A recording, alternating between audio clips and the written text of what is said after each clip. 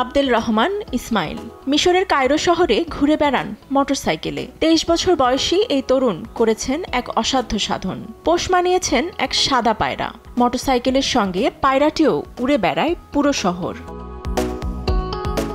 ইসমাইল স্থানীয় একটি ক্লাবে জিমন্যাস্টিক কোচ হিসেবে কাজ করেন। 3 বছর আগে মুক্তভাবে ওড়ার কৌশল ব্যবহার করে পায়রাদের প্রশিক্ষণ দেয়া শুরু করেন।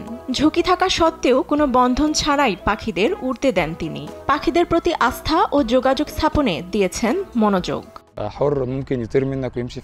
অবশ্যই, আমি আগেও পাখি হারিয়েছি।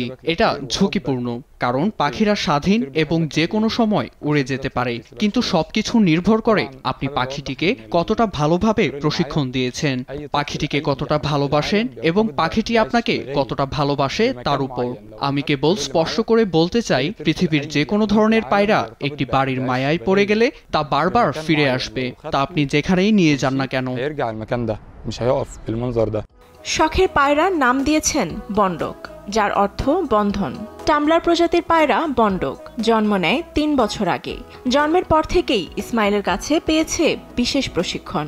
ইসমাইল বলেন, শুরুতেই মানুষ ও যানজট ভয় পেত পাখিটা, কিন্তু ধীরে ধীরে প্রশিক্ষণের ফলে এটি এখন তার ডাকে সাড়া দেয়, কাঁধে বসে, এমনকি তিনি যেখানেই যান তাকে অনুসরণ করে, যা এই প্রজাতির পায়রার জন্য অস্বাভাবিক বলে মনে করেন তিনি।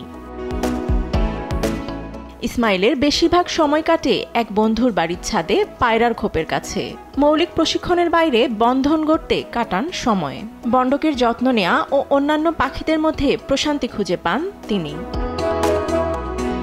ফাতেমা তাসনিম, নিউজ ডেস্ক, দেশ টিভি।